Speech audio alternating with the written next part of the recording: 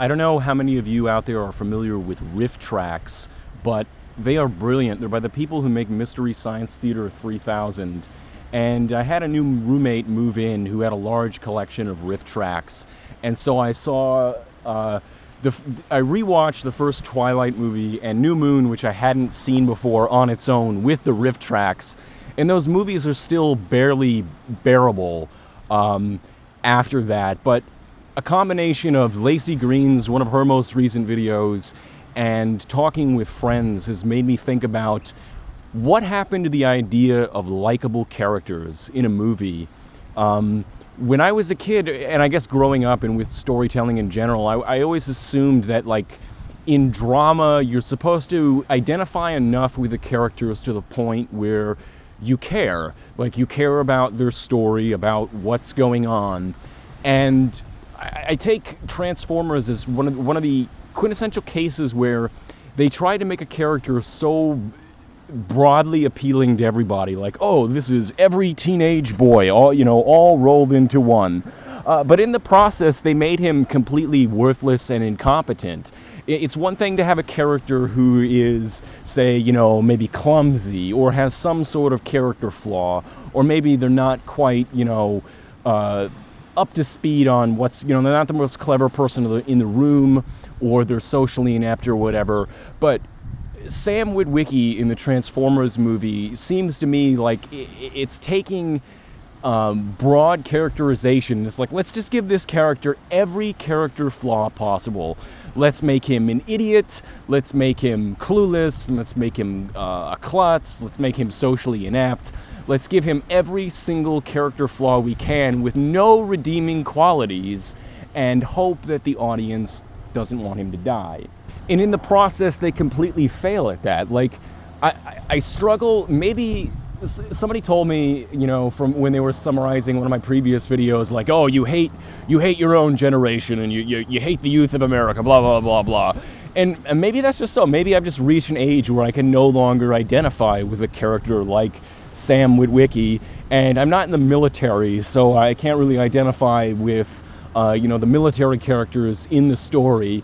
And so I have no business watching the movie, just in the sense that I wouldn't like any of the characters, but I still find it difficult to imagine, like, who would like these characters? If Megatron had ripped off fucking Shia LaBeouf's head and pulled out his spinal column, I would have stood up in applaud in the movie.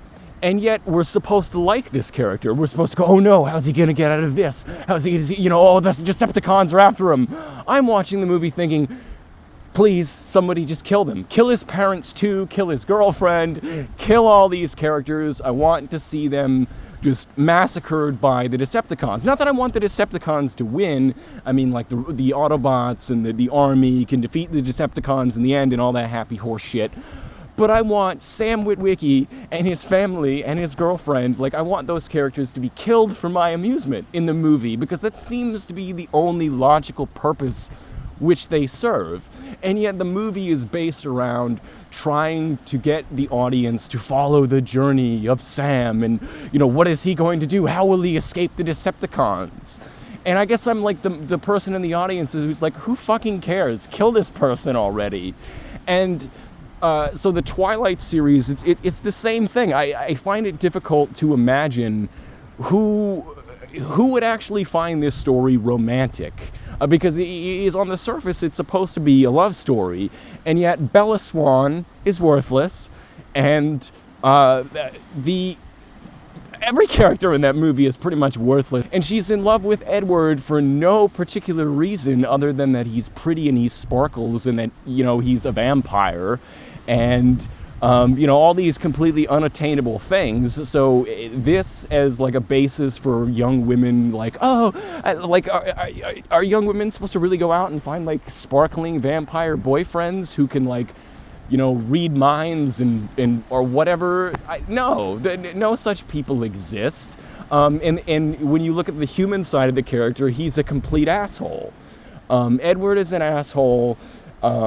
Bella, she has no defining characteristics. She's not likable. Like, she's not even particularly attractive. I can understand if they had made the character like, drop dead gorgeous or something like that, if they had Megan Fox or whoever, Maxim girl is popular this week, if they had cast her as Bella in the movies, I could at least see somewhat of a motivation, on the level of lust of why the audience is supposed to, want to be this person. But it's popular culture, I guess, to me.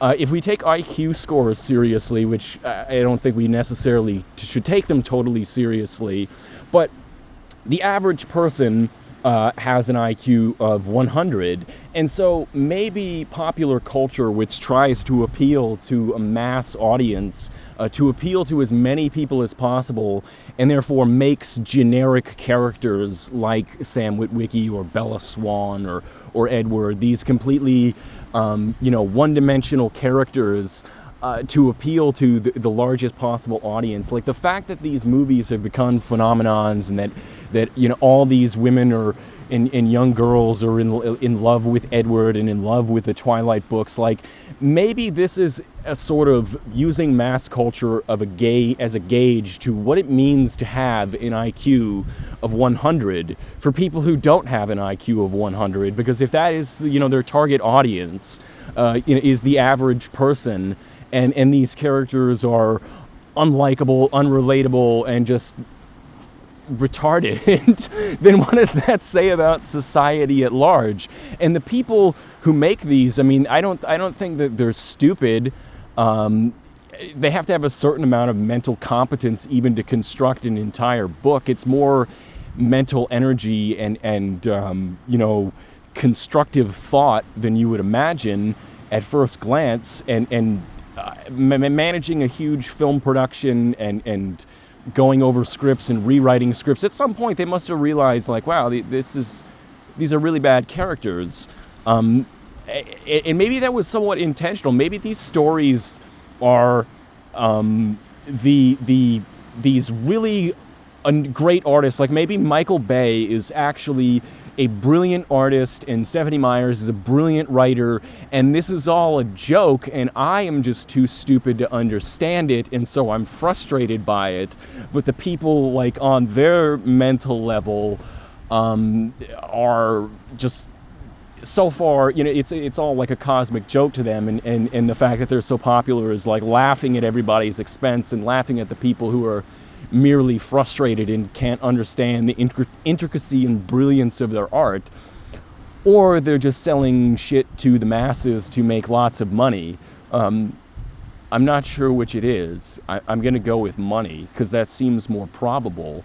But I think it's because popular culture is based at a mass audience, and even if the masses aren't as stupid as they're made out to be, the people making content for mass culture seem to think that the average person is retarded, and the success of things like Twilight kind of confirm their cynicism towards the average person, I guess.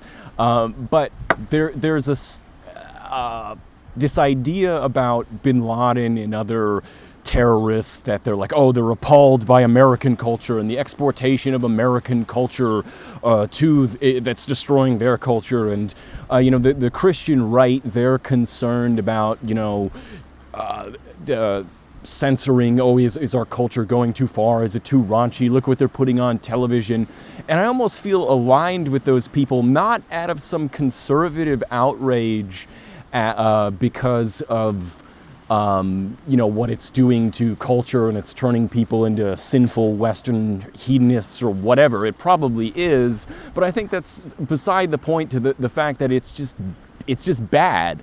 Like Athenians in the time of Socrates would put on plays, and everyone would come and judge the plays, and they would have contests for the plays, and there was a sort of level of participation and a demand for good storytelling, like a democracy in the arts that doesn't seem to be in American popular culture.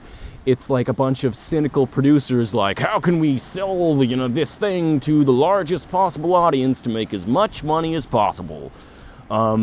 let's put retards on the screen because, you know, the monkeys like to throw their own shit. Yeah, we'll make some stuff with shit blowing up, and that's that.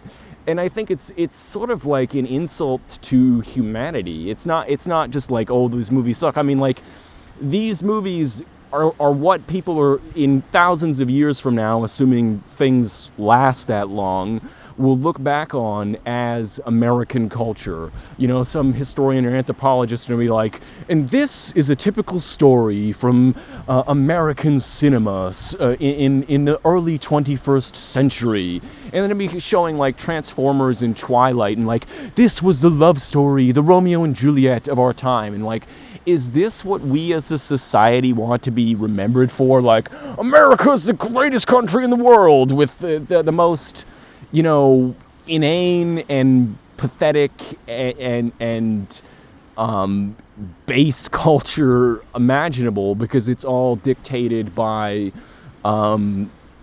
economics, you know, the economics of mass appeal and catering to what some, you know, asshole screenwriter on cocaine thinks, you know, what the average person will want to see, and what some director is like, how can we make this mind-blowing explosion to put in the trailer to get the audience sucked in? You know, I mean, I think there's so much like contempt for society that, like, this, you know, this underlying contempt, like, oh, you don't deserve, or you couldn't handle a decent story, and so we're gonna feed you this bile in return, or in exchange, in the place of like some more substantive culture that somebody actually put forethought into. Which, I mean, it does also exist in American society, but it's not.